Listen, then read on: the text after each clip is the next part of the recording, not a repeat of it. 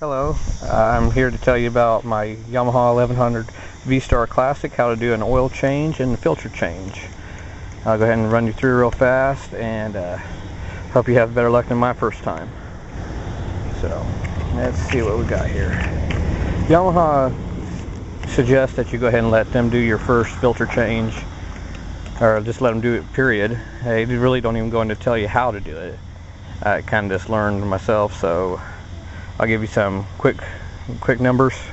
Your engine drain plug is supposed to be 31 foot-pounds of torque on that, and it takes 3.17 US quarts of oil. They suggest using 10W30 SAE oil with no additives.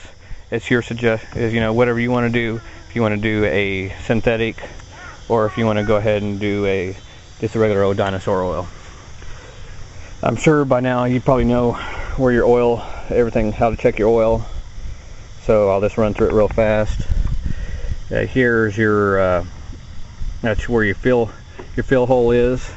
This does not have a dipstick, but Yamaha in their wisdom did give you an oil sight glass. Right now, you can see that mine's completely yellow, but my bike's also setting off to the side. It's not sitting upright in a riding position, so you're getting a false reading.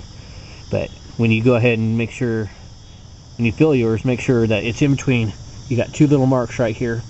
Make sure that your oil is in between those two lines when they're full.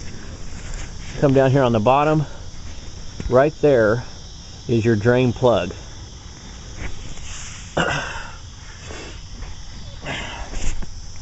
Come around here on the other side.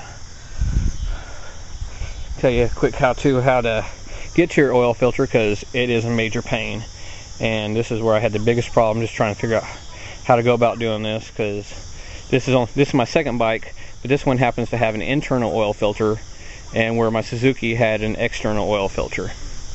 So this is what you got to do. First of all, right here, go ahead and take that, I believe it's a cap nut, go ahead and take that one off, and right here you're gonna have a bolt. Go ahead and take that out.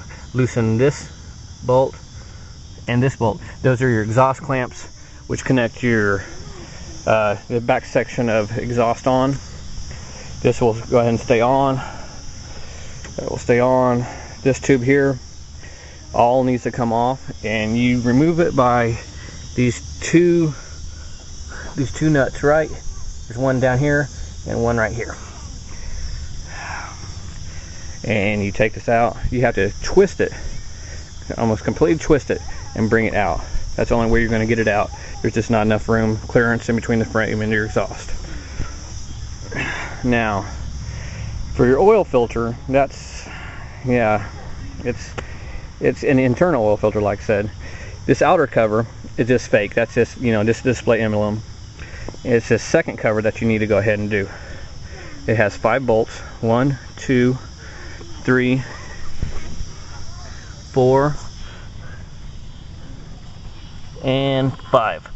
Right there. That's your 5th one. And go ahead and, after you have your exhaust off, you can remove this cover. And behind it is another cover. Down here in this section, it looks like it has 3 bolts that go through it. It's three of these bolts. And you're going to take that cover off, and there's your oil filter.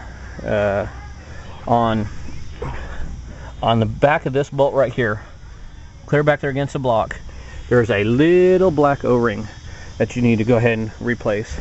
Should come with your new oil filter. And also there's two O-rings that are on this very inside cover. You need to go ahead and replace. I think mine only came with one. I was able to reuse one. So but the whole of the oil filter is facing out. Make sure that's facing out, because that's the only way your oil is going to flow. And you can overpressure your system, and it just be all kinds of bad stuff. But that's how you do it. Go ahead and do it.